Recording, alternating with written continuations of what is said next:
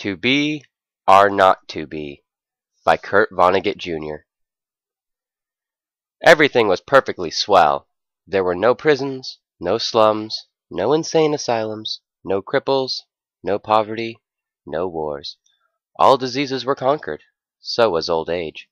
Death, barring accidents, was an adventure for volunteers. The population of the United States was stabilized at about 40 million souls. One bright morning in the Chicago lying-in hospital, a man named Edward K. Welling, Jr. waited for his wife to give birth. He was the only man waiting. Not many people were born a day anymore. Welling was 56, a mere stripling in population whose average age was 129. X-rays had revealed that his wife was going to have triplets. The children would be his first. Young Welling was hunched in his chair, his head in his hand. He was so rumpled, so still and colorless as to be virtually invisible. His camouflage was perfect, since the waiting room had a disorderly and demoralized air too. Chairs and ashtrays had been moved away from the walls. The floor was paved with spattered drop cloths. The room was being redecorated. It was being redecorated as a memorial to a man who had volunteered to die. A sardonic old man, about 200 years old, sat on a stepladder, painting a mural he did not like. Back in the days when people aged visibly, his age would have been guessed at about 35 or so. Aging had touched him that much before the cure for aging was found. The mural he was working on depicted a very neat garden. Men and women in white, doctors and nurses, turned the soil, planting seedlings, sprayed bugs, and spread fertilizer. Men and women in purple uniforms pulled up weeds, cut down plants that were old and sickly, raked leaves, and carried refuse to trash burners. Never, never, never, not even in medieval Holland or Japan, had a garden been more formal, been better tended. Every plant had all the loam, light, water, air, and nourishment it could use. A hospital orderly came down the corridor, singing under his breath a popular song. If you don't like my kisses, honey, here's what I will do. I'll go see a girl in purple and kiss the sad world toodaloo. If you don't want my lovin', why should I take up all the space? I'll get off this old planet. Let some sweet baby have my place. The orderly looked in at the mural and the muralist. It looks so real, he said. I can practically imagine I'm standing in the middle of it. What makes you think you're not in it? The painter said. He gave a satiric smile. It's called the Happy Garden of Life, you know. That's good of Dr. Hitz, said the orderly. He was referring to one of the male figures in white, whose head was a portrait of Dr. Benjamin Hitz, the hospital's chief obstetrician. Hitz was a blindingly handsome man. Lots of faces to fill in, said the orderly. He meant the faces of many of the figures in the mural that were still blank. All the blanks were to be filled with portraits of important people on either the hospital staff or from the Chicago office of the Federal Bureau of Termination. It must be nice to be able to make pictures that look like something, said the orderly. The painter's face curdled with scorn. You think I'm proud of this drab? He said.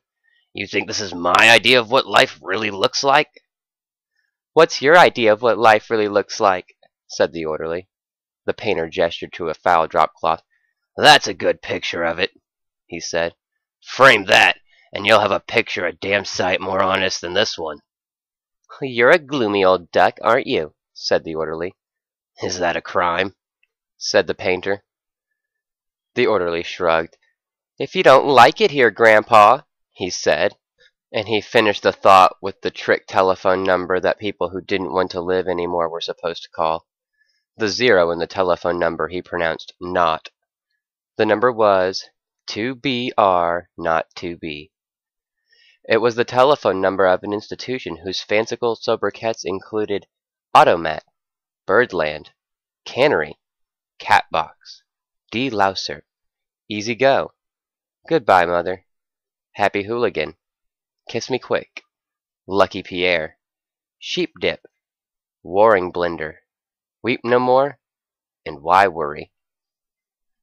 To be or not to be, was the telephone number of the municipal gas chambers of the Federal Bureau of Termination. The painter thumbed his nose at the orderly. "When I decide it's time to go," he said, "it won't be at the sheep dip." "A do-it-yourselfer, eh?" said the orderly. "Messy business, Grandpa. Why don't you have a little consideration for the people who have to clean up after you?"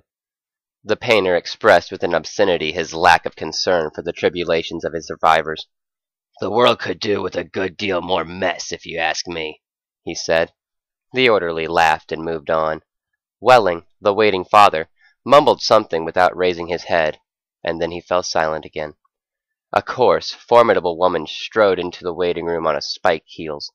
Her shoes, stockings, trench coat, bag, and overseas cap were all purple. The purple the painter called the color of grapes on Judgment Day.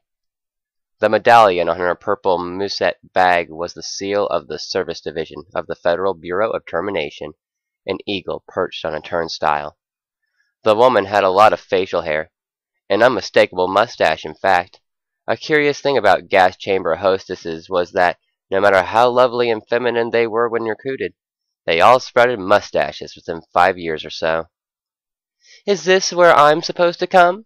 she said to the painter. "A lot would depend on what your business was," he said. "You aren't about to have a baby, are you?" "They told me I was supposed to pose for some picture," she said. "My name's Leora Duncan." She waited. "And you dunk people?" he said. "What?" she said. "Skip it," he said. "That sure is a beautiful picture," she said. "Looks just like heaven or something." "Or something," said the painter. He took a list of names from his smock pocket. "Duncan, Duncan, Duncan," he said, scanning the list. "Yeah, here you are. You're entitled to be immortalized. See any faceless body here you'd like me to stick your head on? We've got a few choice ones left." She studied the mural bleakly. "Gee," she said, "they're all the same to me. I don't know anything about art." "A body's a body, eh?" he said. "All righty. As a master of fine art, I recommend this body here." He indicated a faceless figure of a woman who was carrying dried stalks to a trash burner. "Well," said Leora Duncan, "that's a bit more of the disposal people, isn't it? I mean, I'm in service. I don't do any disposing." The painter clapped his hands in mock delight. "You say you don't know anything about art, and then you prove in the next breath that you know more about it than I do. Of course the sheave carrier is wrong for a hostess. A snipper, a pruner, that's more your line." He pointed to a figure in purple who was sawing a dead branch from an apple tree. "How about her?" he said. "You like her at all?" "Gosh," she said, and she blushed and became humble. That puts me right next to Dr. Hitz." "That upsets you?" he said. "Good gravy, no," she said. It's just such an honor." "Huh, you admire him, eh?" he said. "Who doesn't admire him?" she said, worshipping the portrait of Hitz. It was the portrait of a tanned, white-haired, omnipotent Zeus, 240 years old. "Who doesn't admire him?" she said again. "He was responsible for setting up the very first gas chamber in Chicago."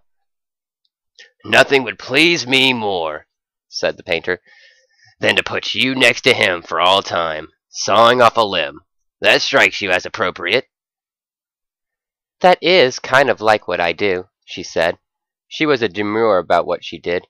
What she did was make people comfortable while she killed them. And while Leora Duncan was posing for her portrait, into the waiting room bounded Dr. Hitz himself. He was 7 feet tall, and he boomed with importance, accomplishments, and the joy of living. "Well, Miss Duncan, he said, and he made a joke. "What are you doing in here?" he said. "This isn't where people leave, this is where they come in." "We're going to be in the same picture together," she said shyly. "Good," said Dr. Hitz heartily. "And say, isn't that some picture?" "I sure am honored to be in it with you," she said. "Let me tell you," he said, "I'm honored to be in it with you. Without women like you, this wonderful world we've gotten wouldn't be possible." He saluted her and moved towards the door that led to the delivery rooms. "Guess what was just born?" he said. I can't, she said. Triplets, he said. Triplets, she said. She was exclaiming over the legal implications of triplets. The law said that no newborn child could survive unless the parents of the child could find someone who would volunteer to die. Triplets, if they were all to live, called for 3 volunteers. Do the parents have 3 volunteers? Said Leora Duncan. Last I heard, said the doctor, they had 1, and were trying to scrape another 2 together. I don't think they made it, she said. Nobody made 3 appointments with us. Nobody but singles going through today, unless somebody called in after I left. What's the name? Welling, said the waiting father, sitting up, red-eyed and frowsy. Edward K. Welling, Jr. is the name of the happy father-to-be. He raised his right hand, looked at a spot on the wall, gave a hoarsely wretched chuckle. Present, he said. Oh, Mr. Welling, said Dr. Hitz. I didn't see you. The invisible man, said Welling. They just phoned me that your triplets have been born, said Dr. Hitz. They're all fine, and so is the mother. I'm on my way to see them now. Hooray, said Welling emptily. You don't sound very happy, said Dr. Hitz.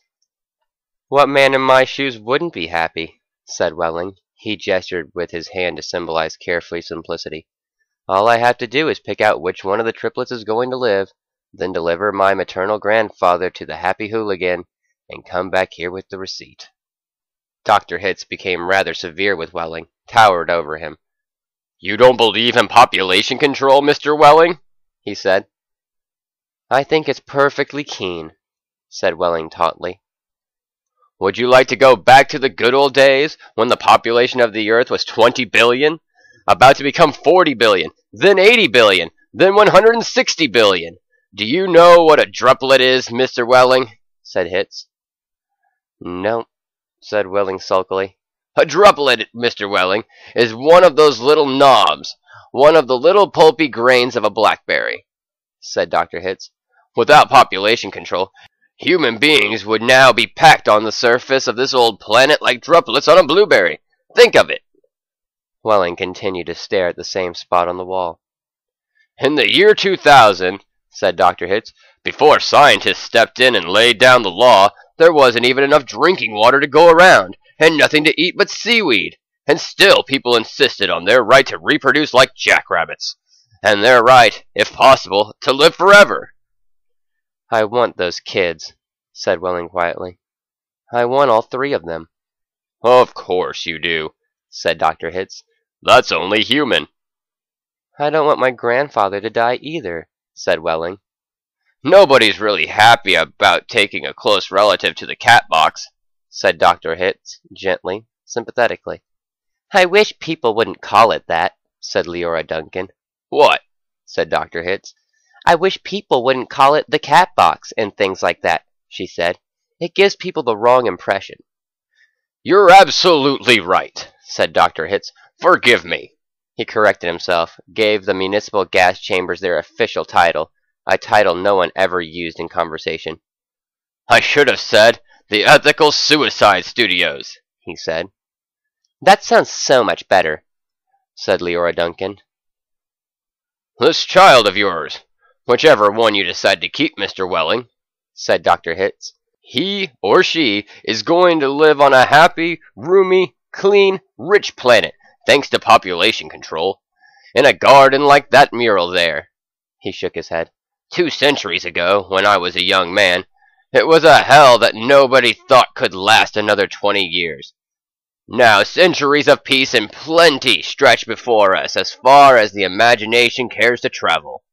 He smiled luminously. The smile faded as he saw that Welling had just drawn a revolver.